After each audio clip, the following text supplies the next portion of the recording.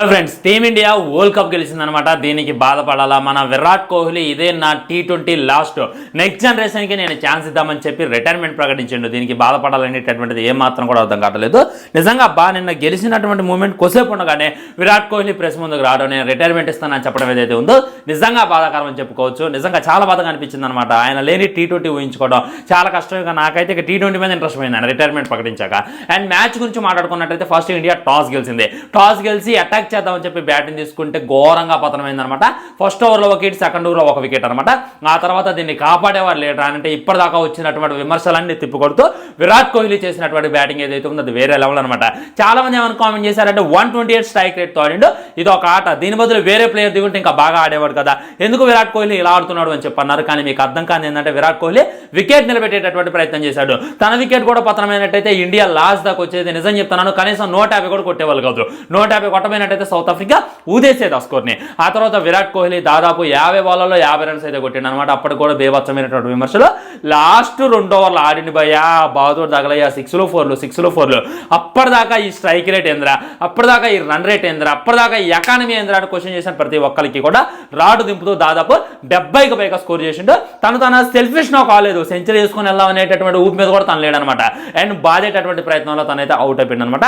ఆ తర్వాత వచ్చిన వాళ్ళు కూడా బాగానే ఆడారు. అండ్ ముఖ్యంగా ఆడింది అక్షర్ పటేల్ అనమాట. తను కూడా బేభత్సమైనటువంటి ఇన్నింగ్స్ ఆడిండు. తర్వాత వచ్చినటువంటి హార్దిక్ పాండ్యా అవుట్ కావడం, శివన్ దుబే అవుట్ కావడం లాంటివి జరిగినాయి అనమాట.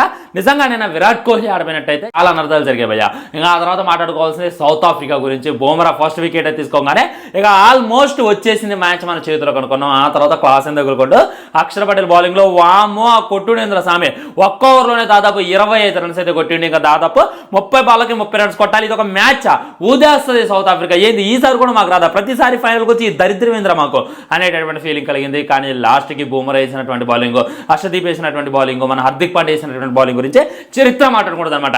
వాళ్ళందరూ వేసిన బౌలింగ్ ఒక ఎత్తు అయితే సూర్యకుమార్ పట్టినటువంటి ఈ క్యాచ్ ఒక ఎత్తు అనమాట. నిజంగా తను బాల్ క్యాచ్ పట్టలేదు, వరల్డ్ కప్ క్యాచ్ పెట్టిండు భయ. ఆ క్యాచ్ కానీ పట్టకపోయినట్టయితే ఈ రోజు మనం ఇంత హ్యాపీగా ఉండేవాళ్ళం కాదు, ఈ రోజు మనం అయితే కప్పు గెలిచే వాళ్ళం కాదు. సూర్యకుమార్ నేను సరిగ్గా ఆడకపోవచ్చు, కానీ నిజంగా ఒక్క క్యాచ్తోనే తను సెంచరీ చేసిందంత ఇది పోయింది. నిజంగా క్రికెట్ చరిత్రలో అయితే ప్రతి ఒక్కరు మాట్లాడుకుంటారనమాట. ఇంకా ఆ తర్వాత లాస్ట్ ఓవర్ కొట్టాలి అనేటటువంటి ఉద్దేశంతో రబాడా రావడం, బాధేటటువంటి ప్రయత్నం చేయడం. అయినప్పటికీ పాపం 7 రన్ల తేడా అయితే సౌత్ ఆఫ్రికా ఓడిపోయింది. సౌత్ ఆఫ్రికా కూడా బాగానే ఫైట్ చేసింది, కాకపోతే వాళ్ళని చౌకర్స్ అంటారు అన్నమాట. ఎందుకంటే ప్రెజర్ మ్యాచ్లో వాళ్ళు సరిగ్గా ఆడరు, చాలా అంటే చాలా చౌక్ చేస్తారు. ఇంపార్టెంట్ మ్యాచ్లో వాళ్ళు చౌక్ చేస్తారు అనేటటువంటి పేరుంది, దాన్ని నిలబెడుతూ నిన్న సౌత్ ఆఫ్రికా అయితే ఓడిపోయింది. నిజంగా మనం కప్పు కొట్టక ఇప్పటికీ 13 సంవత్సరాలు అవుతుంది, కానీ వాళ్ళు ఎంతమందికి కప్పు కొట్టలేదు. నిన్న కప్పు కొడతారేమో అనేటటువంటి ఊపి నుండి బయటకు వచ్చి కప్పు అయితే కొట్టలేకపోయారు. చరిత్రలో ఎంతమందికి వాళ్ళు ఫైనల్ కూడా చేరుకోలేదు, నిన్న ఫైనల్ కూడా చేరుకున్నారు. అయినప్పటికీ కొద్దిగా బాధాకరమే, వాళ్ళు కూడా గట్టి టఫ్ ఫైట్ ఇచ్చారని చెప్పుకోవచ్చు అనమాట.